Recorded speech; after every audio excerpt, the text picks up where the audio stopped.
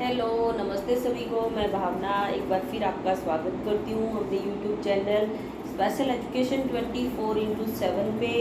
और जैसा कि काफ़ी टाइम हो गया है मेरा कोई वीडियो नहीं आया था, लेकिन फाइनली मैं एक नया वीडियो स्पेशल एजुकेशन पे लेकर के आ गई हूँ। और आगे मेरे time to time back to back videos आते रहेंगे, ऐसा मैं आपको प्रॉमिस तो नहीं करती पर विश्वास दिलाती हूँ, ठीक है। तो लास्ट टाइम हमने वीडियो में बात करी थी कि स्पेशल एजुकेशन क्या होती है और स्पेशल चिल्ड्रन कौन होते हैं। तो आज हम जानेंगे कि कितनी प्रकार की जो कैटेगरी जो है हो सकती हैं स्पेशल व्यक्ति की या फिर बच्चे की, ठीक है। तो RPWD एक्ट 2016 के अनुसार कुल 21 प्रकार की डिसेबिलिटीज़ को शामिल किया गया है, यानी कि 21 प्रकार की श्रेणियों का जो है विकलांगता प्रमाण पत्र जारी किया जाता है। और जिनको विकलांगता प्रमाण पत्र जारी किया जाता है उनको सरकार की विभिन्न प्रकार की योजनाओं का जो है लाभ प्राप्त होता है।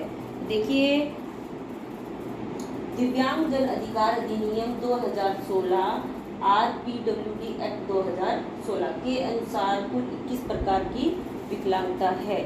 RPWD एक्ट यानी कि rights of persons with disability act 2016, जो कि संशोधित करके आया था PWD एक्ट 1995। PWD एक्ट यानी पर्सन्स विद डिसेबिलिटी एक्ट 1995, जिसके अंदर सिर्फ 7 प्रकार की विकलांगताओं को शामिल किया गया था। और अब जो लागू है वो RPWD एक्ट 2016 लागू है, जिसमें 7 से बढ़कर के 21 प्रकार की विकलांगताओं को जो है शामिल किया गया है। हाँ जी, तो देखिए फर्स्ट जो है वो क्या है, ब्लाइंडनेस, अंधापन, यानी कि जब व्यक्ति को दिखाई नहीं देता है तो वो उसको हम क्या बोलते हैं, ब्लाइंडनेस या फिर अंधापन। और उसका जो है सर्टिफिकेट जारी किया जाता है आंखों के डॉक्टर के द्वारा। और दूसरा क्या है, लो विजन, कम दृष्टि, यानी कि जब किसी भी व्यक्ति को जो है बहुत कम दिखाई देता है तो उसको हम क्या बोलते हैं, लो विजन। लेकिन कम दिखाई देने का मतलब ये नहीं है कि उसको जस्ट कम दिखाई देता है, जैसे कि बहुत से लोग हो सकते हैं जिनको कम दिखाई देता है तो उसको डॉक्टर के द्वारा जो है चश्मा लगा करके या कोई भी लेंस लगा करके या कोई भी सर्जरी करके अगर ठीक किया जा सकता है तो उसको लो विजन नहीं बोला जाता है। लो विजन किसको बोला जाता है, जिसका किसी भी तरीके से जो है कोई सर्जरी करके, कोई लेंस लगा करके या फिर चश्मा लगा करके इलाज नहीं किया जा सकता हो, वो परमानेंट जो है ज़िंदगी भर वो स्थिति बनी रहती है, तो उसको लो विजन बोला जाता है। उसमें क्या होता है कि जो दृष्टि की जो तीक्ष्णता होती है वो कम होती है काफ़ी, और जो एंगल होता है देखने का वो भी 40 डिग्री से भी कम होता है, और जो तीक्ष्णता है दृष्टि की वो 20/60 के लगभग होती है। तो ऐसी स्थिति को क्या बोला जाता है, लो विजन। तीसरा क्या है, लेप्रेसी क्योर्ड पर्सन, कुष्ठ रोग मुक्त व्यक्ति। कुष्ठ रोग क्या होता है, ये एक ऐसा रोग है जो लेप्रिन नामक बैक्टीरिया से फैलता है, जिसके कारण से व्यक्ति का कोई भी अंग जो है वो प्रभावित हो सकता है। मान लीजिए अगर किसी का एक हाथ पे कोई लेप्रिन नामक ये बैक्टीरिया के प्रभाव के कारण जो है उसको घाव हो गया है, तो अगर उसका टाइम पे उपचार नहीं करवाया जाए तो वो आगे से आगे बढ़ता जाता है और वो एक परमानेंट क्षति जो है व्यक्ति की बन जाती है। तो अगर एक टाइम के बाद उसका उपचार किया जाता है लेकिन जो क्षति हो चुकी है उसको ठीक नहीं किया जा सकता, तो उसको बोला जाता है कुष्ठ रोग मुक्त व्यक्ति। यानी वो कुष्ठ रोग से मुक्त हो गया है लेकिन जो एक क्षति उसको किसी भी अंग पे हो गई है वो उसकी परमानेंट जिंदगी भर जो है बनी रहती है, तो ऐसे व्यक्ति को क्या बोला जाता है, कुष्ठ रोग मुक्त व्यक्ति। चौथा क्या है, हियरिंग इम्पेयरमेंट, श्रवण बाधित। हियरिंग इम्पेयरमेंट यानी कि जिस बच्चे को या व्यक्ति को क्या होता है, सुनाई नहीं देता है या फिर बहुत कम सुनाई देता है, उसको क्या बोला जाता है, हियरिंग इम्पेयरमेंट, श्रवण बाधित। पांचवा क्या है, लोकोमोटर डिसेबिलिटी यानी गतिक विकलांगता। इसमें क्या होता है, जैसा कि नाम से ही पता चल रहा है, गतिक यानी कि व्यक्ति को एक स्थान से दूसरे स्थान पर गति करने में जो है परेशानी का सामना करना पड़ता है। जैसे मान लीजिए किसी को पोलियो हो गया है तो उसकी एक टांग अफेक्ट हो गई है, जिसके कारण से जो है उसको जाने में आने जाने में जो है क्या होती है, परेशानी होती है। इसी प्रकार से कोई भी अंग किसी कारण से अगर व्यक्ति का प्रभावित हो जाता है और उसको एक स्थान से दूसरे स्थान पर गति करने में जो है समस्या का सामना करना पड़ता है, तो उसको क्या बोला जाता है, गतिक विकलांगता या फिर लोकोमोटर डिसेबिलिटी। उसके बाद है छठा डवर्फिज्म यानी बौनापन, यानी कि व्यक्ति की जो एक नॉर्मल हाइट से बहुत ज़्यादा हाइट जब छोटी रह जाती है तो उसको बोला जाता है बौनापन। और ये हाइट का क्राइटेरिया होता है 4 फुट 10 इंच। अगर किसी व्यक्ति की 4 फुट 10 इंच से भी हाइट अगर छोटी है तो उसको डवर्फिज्म कैटेगरी के अंडर जो है रखा जाता है, उसका विकलांगता सर्टिफिकेट जारी किया जा सकता है डवर्फिज्म का।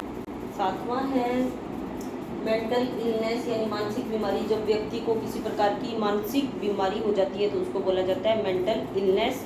और आठवां क्या है इंटेलेक्चुअल डिसेबिलिटी यानी बौद्धिक अक्षमता।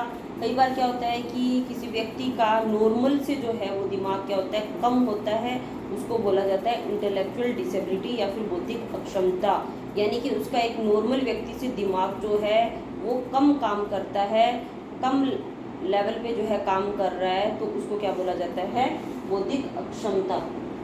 उसके बाद 9वां है सेरेब्रल पॉल्सी यानी मस्तिष्क पक्षाघात, जब व्यक्ति के किसी दिमाग के किसी एक हिस्सा जो है वो अफेक्ट होता है, उसके कारण से उसको क्या हो जाता है जो दिमाग का वो हिस्सा जिस शरीर का हमारे जिस हिस्से को कंट्रोल करता है उसके ऊपर क्या आ जाता है इफेक्ट आ जाता है, तो उसको क्या बोला जाता है मस्तिष्क पक्षाघात यानी सेरेब्रल पॉल्सी।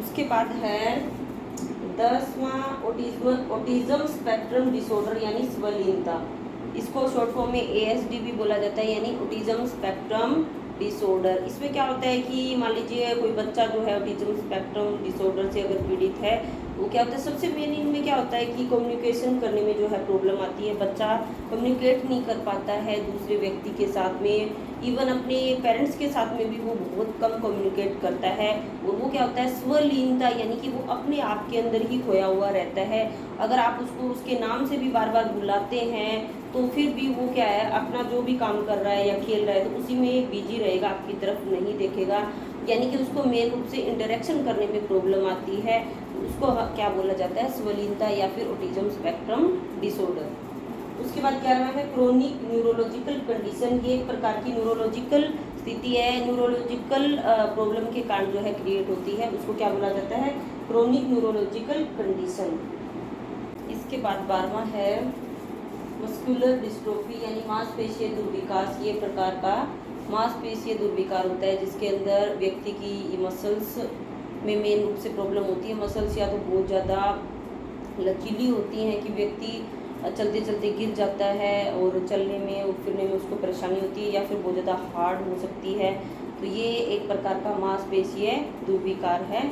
उसके बाद है 13वां स्पेसिफिक लर्निंग डिसेबिलिटी, विशिष्ट सीखने की अक्षमता, यानी कि अगर हम बात करें बच्चे की तो उसको मेन रूप से पढ़ाई में पढ़ते वक्त उसको सीखने में जो है विशिष्ट प्रकार की समस्या हो सकती है। जैसे तारे ज़मीं पे मूवी आपने देखी होगी, उसके अंदर जो ईशान नाम का बच्चा है उसको क्या होता है स्पेसिफिक लर्निंग डिसेबिलिटी, ये 3 प्रकार की होती है, डिसलेक्सिया, डिस्ग्राफिया, डिसकैल्कुलिया। तो तारे ज़मीं पे मूवी जो है उसमें उस बच्चे को कौन सी जो प्रॉब्लम जो है वो होती है डिसलेक्सिया नाम की जो प्रॉब्लम है उसको होती है, जिसमें क्या होता है कि अक्षर जो हैं वो उसको ठीक से लिखने में प्रॉब्लम होती है। जैसे पी अगर ऐसे लिखा जाता है तो वो उसको ऐसे उल्टा लिखता है, या फिर डब्ल्यू ऐसे लिखा जाता है तो उसको ऐसे लिखता है। इस टाइप से बच्चे को मेन रूप से जो है लेटर्स को समझने में और लिखने में प्रॉब्लम आती है। इसी टाइप से डिस्ग्राफिया और डिसकैल्कुलिया भी सीखने संबंधी प्रॉब्लम होती है, तो इसको इन तीनों को जो है बोला जाता है स्पेसिफिक लर्निंग डिसेबिलिटी। इसके बाद है मल्टीपल स्क्लेरोसिस। मल्टीपल स्क्लेरोसिस में क्या होता है, ये भी एक प्रकार का मांसपेशीय दुर्विकार है जिसके कारण से मसल्स में जो है वो प्रॉब्लम होती है। उसके बाद क्या है थैलेसीमिया। थैलेसीमिया आप सभी ने सुना होगा, जिसके अंदर क्या होता है कि हेमोग्लोबिन जो है में गड़बड़ी होने के कारण से जो है खून बनना बंद हो जाता है, जिसके कारण से व्यक्ति को क्या है कि बाहर से खून टाइम टू टाइम जो है चढ़ाना पड़ता है, तो इसको क्या बोला जाता है थैलेसीमिया बोला जाता है। उसके बाद 16 है स्पीच एंड लैंग्वेज डिसेबिलिटी, यानी कि वाक एवं भाषा विकलांगता, जो व्यक्ति को बोलने या फिर भाषा संबंधी प्रॉब्लम होती है तो उसको बोला जाता है स्पीच एंड लैंग्वेज डिसेबिलिटी। जैसे कोई व्यक्ति बोलते वक्त हकलाता है, तुतलाता है, उसको विभिन्न स्पीच थेरेपी देने के बाद भी अगर ठीक नहीं किया जा सकता है तो उसको जो है इस कैटेगरी में रखा जाता है।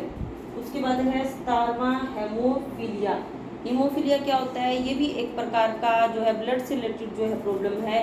इसमें क्या होता है कि खून का थक्का बनना जो है व्यक्ति में बंद हो जाता है, तो उसको क्या बोला जाता है? हीमोफीलिया। उसके बाद क्या है 18 सिकल सेल डिजीज।